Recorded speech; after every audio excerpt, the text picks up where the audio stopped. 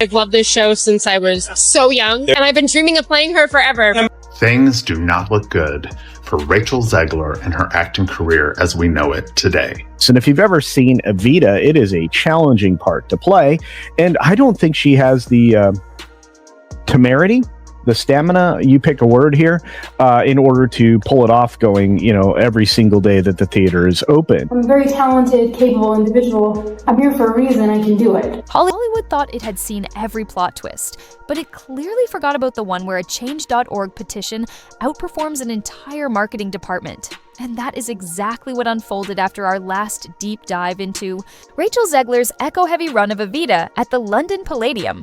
Empty seats have a louder voice than critics, and now those seats have gone digital. A petition titled Free Evita from Rachel Zegler sprang up faster than you can search for discount codes, and within 5 short days, it collected more than 100,000 signatures. That is the population of a mid-sized town suddenly agreeing on one thing. Evita deserves a new leading lady. And they did it without complimentary merch, just pure secondhand embarrassment and Wi-Fi. Rachel Zegler discriminated against Asians on the red carpet, refusing to take pictures with any Asian face and giving her the finger. She also posted an angry letter to Oscar for not inviting her to the Oscars. The Oscars sent her an invitation overnight. At first, the petition page sounded almost polite, as if a disappointed theater grandmother had typed it. We respect Miss Ziegler's talents, but this production should honor the legacy of Eva Peron. Scroll down 2 lines, and the gloves are off, accusing producers of punishing ticket buyers with viral PR fallout and begging them to stop treating West End audiences like unpaid focus groups for Hollywood experiments. Underneath, the signature counter spun like a casino wheel, while the comment section became a roast session so relentless it could power the stage lights. Play the clip and tell folks, if you watch this, tell me, is this attractive to you? Tell me if this is... Play the clip and tell folks, if you watch this, tell me if this is attractive to you. Tell me if this is attractive to you. Like, does this, imagine you invested into her being the face of the movie and she's the main character and she's trying to promote the movie. Would this make you want to go watch the movie when she's starring in it and she's the main character? Go ahead, Rob. Play the clip. And to everyone who hates when I win, the winged victory came to the Louvre in pieces, and people still line up to see her. And I can only hope that despite my flaws, and despite my cracks and my breaks, and there are many of them, She's a good actress. that at every premiere and everything I do, people will wait in line to see. Wow. The ego on this girl is ridiculous. Wow. One user wrote that paying to watch empty rows felt like buying front row seats to a rehearsal of silence, while another suggested hiring an artificial intelligence hologram, because at least the hologram would keep quiet during press interviews. You know a show's brand is struggling when fans prefer an algorithmic diva over a breathing one. Twitter, never missing a chance to pour kerosene on theater drama, turned the hashtag #DearVita Liberation into an overnight trend.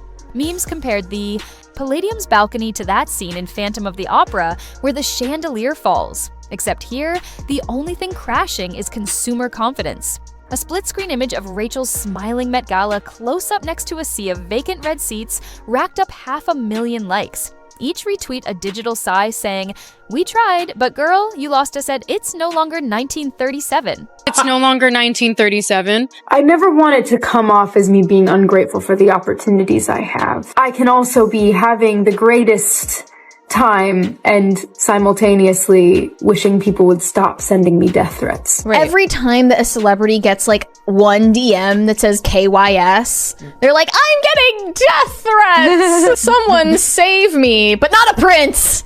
Don't anybody but a prince. Don't you dare save me. She's like, I'm getting these death threats, and the cops were like, well, save yourself.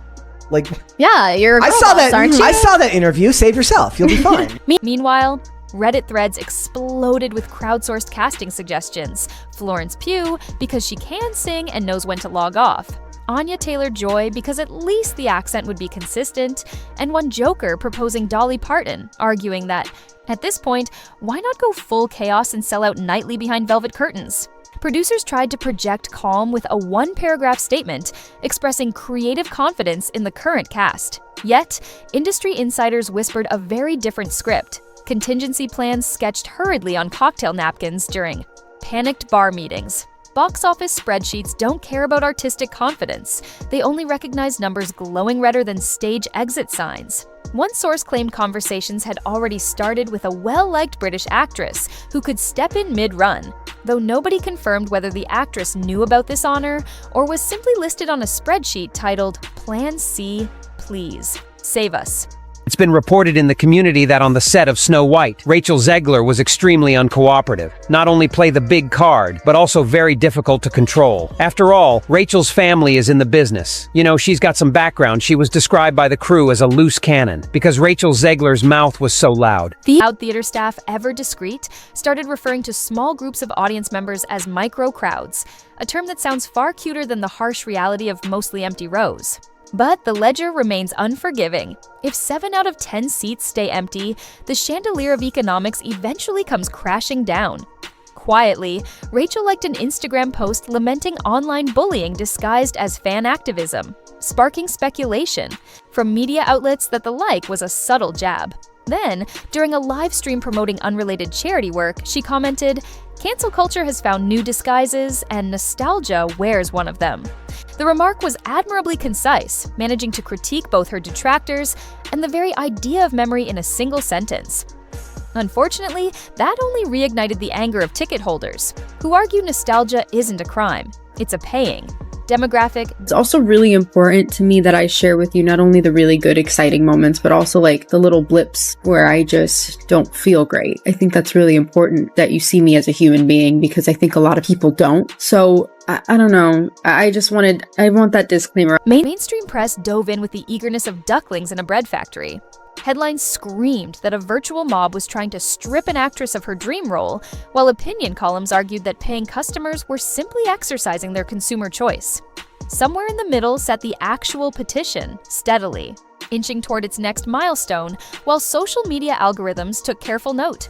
If likes and shares translated to evening show walk-ins, the Palladium would be packed like a rock concert. Instead, the lobby on a Tuesday resembled an art installation titled Waiting for Footsteps. Ushers have perfected the slow, encouraging nod that says, "Yes, you may sit anywhere you like." No, really, anywhere. It's tempting to dismiss a petition as just digital theatrics, but Hollywood executives are suddenly treating those signature counts like seismic readouts. Zegler has been labeled a PR nightmare, and we can see why. The Walt Disney Company seems to be trying to keep her totally hidden, as we haven't seen any interviews regarding Snow White since the controversies surfaced. Of course, people now are just waiting for her next slip-up. What other outrageous thing will she say? But I have a suspicion that Zegler is getting some serious brainwashing media training, so she can keep saying the same things. Remember when they insisted social media engagement proved Rachel was a bankable star? Well, that engagement is still here, just wearing a new outfit stitched from sarcasm and resignation. Forced stardom experiments of the past, like trying to make Sam Worthington or Jai Courtney household names happen before every disappointed viewer could organize overnight. Now, by the time marketing drafts their third talking point, the audience has already formed a committee, filed a petition, and launched a meme campaign featuring dancing pigeons wearing Bring Back Patti LuPone t-shirts. The real tragedy, if a velvet drape and some wounded egos qualify as tragedy, is that none of this needed to happen.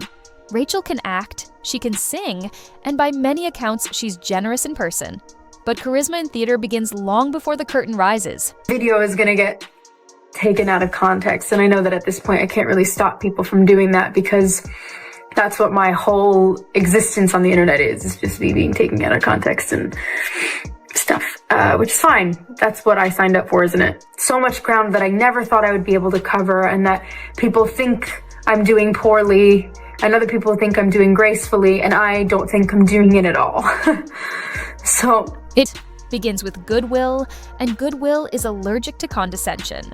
When you lecture audiences about their childhood classics, then ask them to pay premium prices to hear you reinterpret another classic, expect at least a raised eyebrow and, perhaps, as we see now, a coordinated keyboard symphony.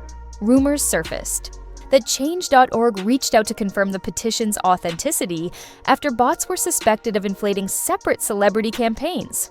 Turns out these signatures were genuine, trackable, backed to unique IP addresses, mostly in the United Kingdom.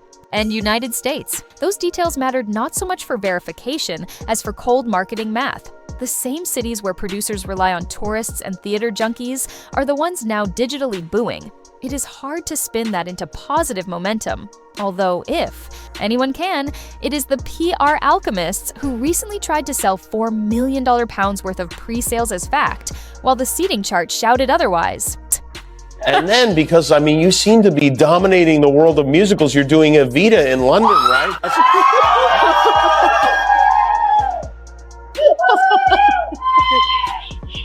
Big Andrew Lloyd Webber fan right over there. Is that your dad whistling? Yeah. You guys see Stanley Tucci back there? That'll be fun, huh? It's going to be the best time. It's my West End debut. I'm so excited. You've done a lot of Broadway. Yeah, I did Shakespeare for 20 weeks. I'm coming off of that right now. 20 weeks of Shakespeare. It's a lot. Do they say like the audiences in England are different than the American audience? I've heard they're more reserved, and I certainly didn't have a very reserved experience on Broadway. Oh, really? Yeah, we were in an 800-seat theater in the round, so you really are this close to your audience at times. And I'm with the biggest heartthrob in the... By Friday, an unofficial spreadsheet leaked on Discord claiming to list nightly attendance numbers since opening. Whether the file was real or creative fan fiction, its trajectory, slow drop, slower plateau, matched visible evidence. One viral TikTok stitched those stats under lo-fi jazz and ended with the narrator whispering, "Alexa, play Don't Cry For Me ticket revenue," which might be the most 2025 sentence imaginable. If you are wondering whether petitions have actually unseated stars before, the answer is yes, though rarely on this scale and never quite this public. But we are in the era of crowdsourced everything. Casting, plot corrections, even alternate endings, and producers know ignoring 100,000 voices is riskier than disappointing a single headliner's agent. As one blogger quipped, "You can replace an actor, but you cannot replace an audience unless you have discovered a way to print money on empty popcorn bags." So, where does the spotlight go next? According to yet another leak, grain of salt included, the production team has scheduled emergency creative discussions for early next week, which is a softer phrase for what in the name of box office? Mercy, do we do now? Possible solutions include limited-run guest stars, rotating leads, or my personal favorite, a special concert version that conveniently reduces rehearsal time should an 11th hour replacement occur. Each option carries its own brand of chaos, but chaos at least signals movement, and movement might tempt back the curious. Meanwhile, Rachel's supporters have started a counter-petition championing her right to stay. Though its numbers trail far behind, they argue that artistic vision is being sabotaged by internet negativity, that great performances need time to bloom, and that critics who never sat in the auditorium should not dictate creative decisions. It is a fair point. The problem is that the critics did sit in the auditorium.